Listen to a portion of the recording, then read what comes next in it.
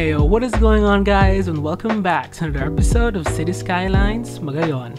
In today's episode, we're gonna be continuing with what we've started in the first episode, which is the toll booth border crossing thing. I'm going to be building the other part on the other side, which I left unfinished because why not? Anyway, so I'm going to be starting off by building a transport depot where we have the depots for the buses, for the taxis and everything. So this build is inspired by the San Francisco, the Golden Gate Bridge area, the toll booth there and the area surrounding it. It's loosely inspired. I'm not taking like full scale down to the minute detail recreation, because that would be a little bit too hard, and also because of the asset limitations of the game. I don't have the exact or similar assets to what they have there, and the scale is completely different to what is in real life.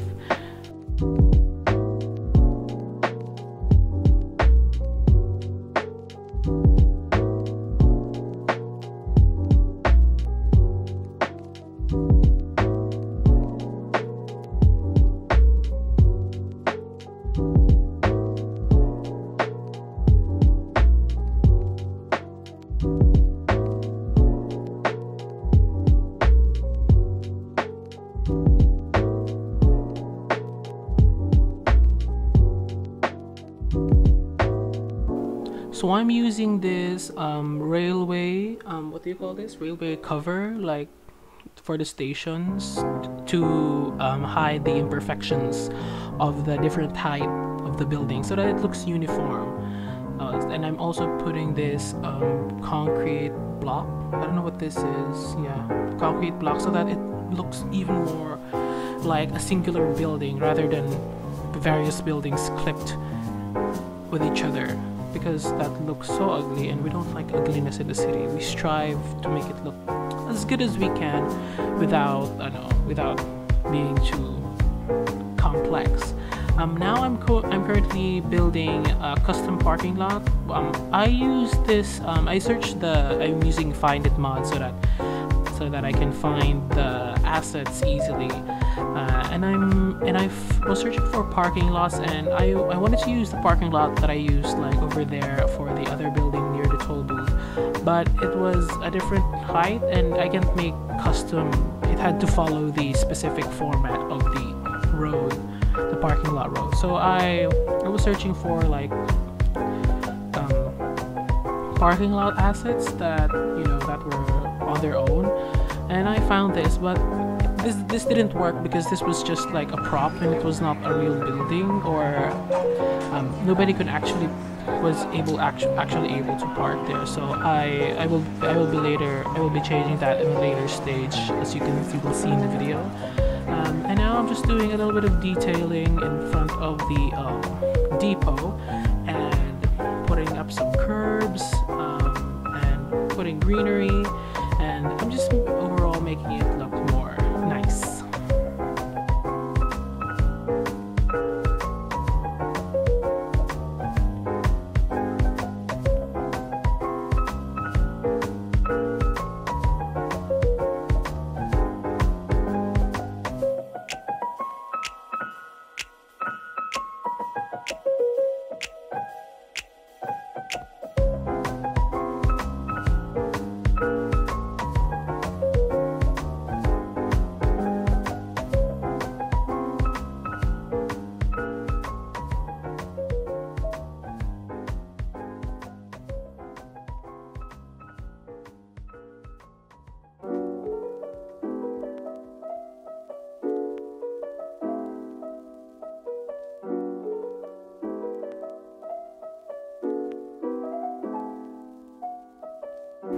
Now I'm working on fixing the train line connection. I'm making it sink down because I'm planning this to become a high-speed railway network. So high-speed rails are not don't have that much curves to them, because each curve would slow down the speed of, because when you're like driving, when you're driving through a curve, you'd have to slow down, or else if you just keep driving fast, you'd go straight and you'd miss the road or something. And that happens too with trains. So that's why high-speed railways have very gentle curves in huge spaces. So I'm going to be sinking this down so that when I do the station in the city, which I would be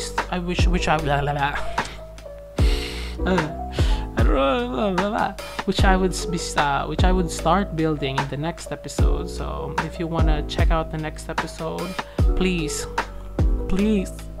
no, I'm just kidding, please subscribe and hit the bell notification and click all the notifications so that you would be notified whenever I upload a brand new video. Wow, James Charles impersonation.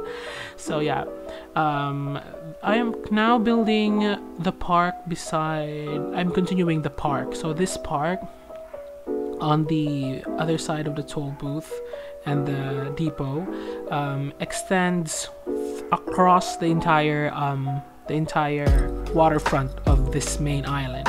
It will be going to from this view. It will be going from the bridge going to the Mount Mayon.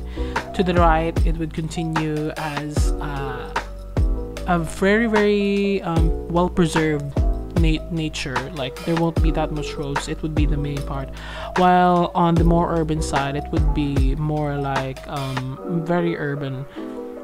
Yeah.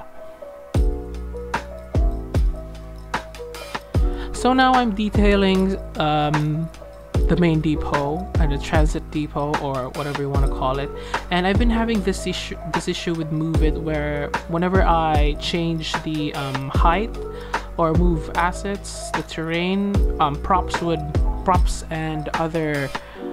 and surfaces would change in height. Like when I move like those down, you will see them later. I will show you an example of props and surfaces glitching.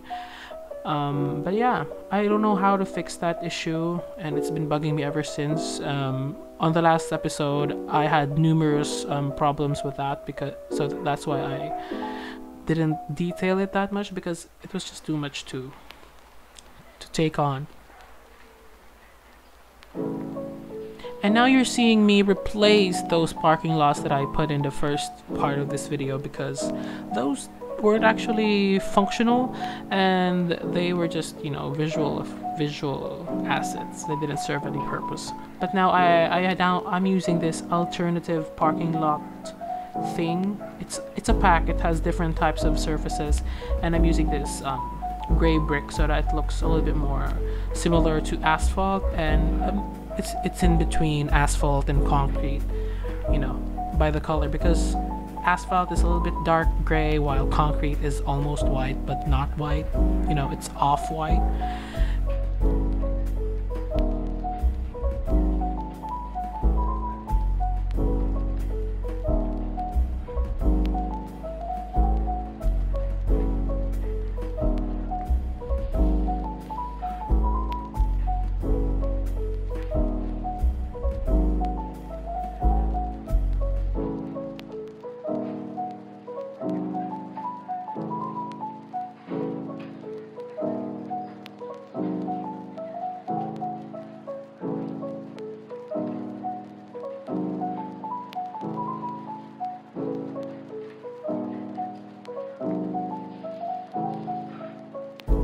And now I'm doing even more detailing on the buildings and surroundings. I'm not actually opting for high detail, high realism type of builds, and I'm not sure. I'm finding the middle ground between having a lot of detail whilst having not that much detail. It visually looks stunning from afar and also close up, while having a limited amount of assets, because I want this project is quite big, but not as big as Calihandria, which was sadly has said goodbye. If you haven't seen the last episode or my announcements on Instagram, do follow me on Instagram to stay updated and get exclusive sneak peeks of what I'm going to be building. I've already posted what the next episode would be tackling on my Instagram, so if you want to follow me on Instagram, it's Calejandro Official, and I'll be having the links down below so that you can be notified whenever I upload a brand new... No, that's not what I was supposed to say. So I'm now detailing with trees. I'm using smaller trees to create the illusion that this is huge, even though it's quite small.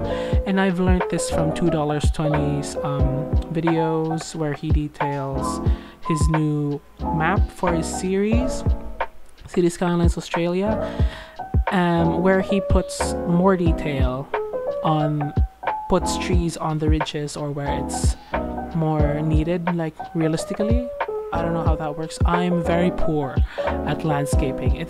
That's why I'm challenging myself to learn a little bit more on landscaping, because when landscaping, I just often try to, you know, pack as much greenery in it, which is how it would look like in real life, but it doesn't make sense in this game, which trees are a major user of data. It uses a lot of RAM and energy and electricity, so you have to keep it at a good amount, you know. It looks good, but it doesn't consume that much FPS.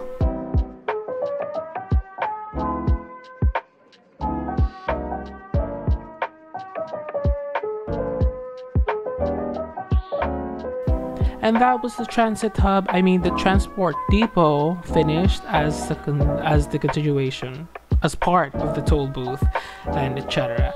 And now I'm building the first few houses in Magayon, which is, I think it's a kind of a private subdivision. It's a touristic place.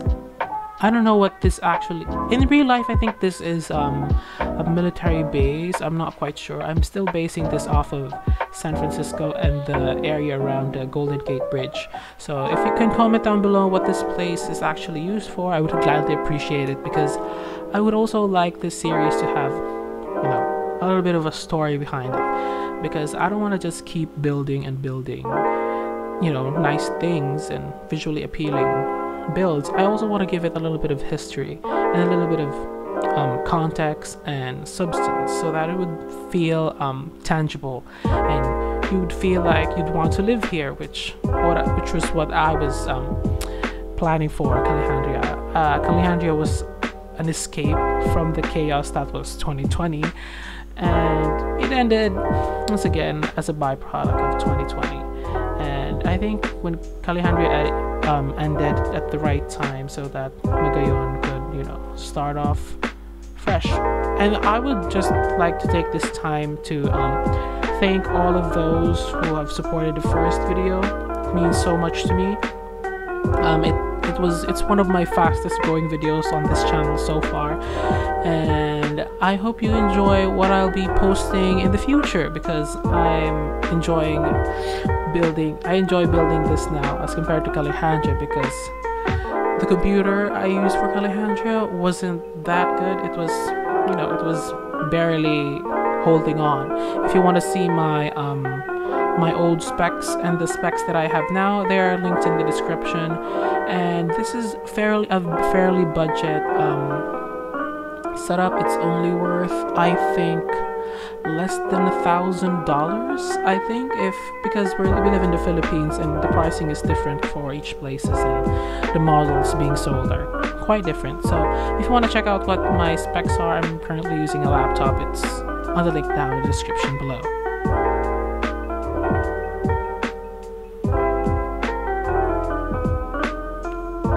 Now I'm not having terrain differences is, I told myself, it's just gonna be easy. I'm just gonna be changing to because blah blah blah. But finding out, like, doing it, like actually doing it, it was definitely hard. And the scaling was literally, because I started off, I don't have anything else to compare this with, because the buildings in Cities Skylines for some reason are different scales. Like one building is 1:1 in real life, one is 1:6, 1:5. I don't understand. So I'm just gonna be creating the illusion that places look big or small, and just playing with the limitations of the game and making it work. because that's what we do. We make things work even though they don't necessarily do. We use our, it's called skills. If you want to know what skills are, link in the description. No, I'm just kidding. I had quite a hard time building this, but I was enjoying it because these are the kinds of like challenges that you actually enjoy, not the challenges that annoy you and make you stressed. And this area is very much, it's near to the intersection, but it doesn't feel like it's near the intersection. I will be putting noise barriers on the sides, and once again, the scaling in this build is super off. This is not a one-to-one recreation or anything. I just want to create something that looks stunning, that feels stunning, or whether you say stunning, it feels, tangible. It feels like you can be there or you can live there or something. This area is, since it's near the intersection, I think this area is more of like public housing. I think the original purpose of this was military housing, like in San Francisco. This is, I don't know, comment down below, I really want to know. And I think this is just, public housing for the people displaced by the construction of this intersection. Because did you know that in America, most of the intersections built inside the cities were placed directly in black communities to, were placed strategically on black communities for the urban renewal projects, for the beautification, to clean the streets. I really don't understand. It was super backwards thinking, and it was wrong, and you can see the difference that it has made in society. And yeah, whoa, I went into a totally different tangent on racial urban planning and racism in a nutshell. Well, anyways, that's those staircases that you're seeing, those won't stay there because of the terrain clipping issues that I was talking about, and I don't know how to fix it. And in the next build, I tried to limit my use of different height variations. They would be quite minimal for the next few episodes once I find the fix for this issue. I didn't detail it that much because this is not that important of a place. This is just some homes that are on the side of the interchange. I would rate it if it's on a scale of 1 to 10 based on the detailing, with 1 being the most detailed. I'd rate this a 5 out of 10. I mean, no, I should probably change it, where 1 is the least and 10 is the most. That seems about right. I still rate it about a 5 because it's medium detailed and it's not that prominent in the city. It's not a main attraction, or it's not something that you'd go to every day, and you'd see in most of my cinematics. Now I'm doing the intersection, finishing it up, clearing it up, making it look all nice and tidy, making it all good. And I think that's it for this video. I hope you've enjoyed what you've seen so far, and I'm very excited for what's to come in the next episode.